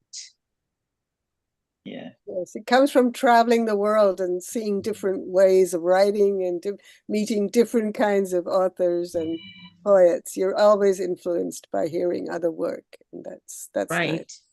Yeah. All right. I also, Mhm. I also write prose, so I have like very short prose. Lovely. We would love to hear it sometime. Okay, here's Vishnu again. All right. So we're with that. Pam, thank you so much for coming in and sharing your work. For everyone that shared today, thank you so much for being with us. We hope to see you at our next meeting in 2 weeks. Okay. And just remember, our book club is currently reading Hungry Ghosts. So if you haven't gotten it as yet, the first meeting will be in March. So certainly go out and get it. I've completed it, and I'm telling you, it's worth the read. If you can't find it locally, it's also available on Kindle with Amazon. And that's how I received my copy. And I intend to buy a hardcover copy because I want to get it signed someday. All righty. So with that, we'll close off the meeting. Thank you. I love love. I loved talking about love with you today and hearing all the old time songs. And for everyone that read and everyone that attended, thank you for sharing the love. Thank you, Gersha. And we'll close off. Bye. Bye.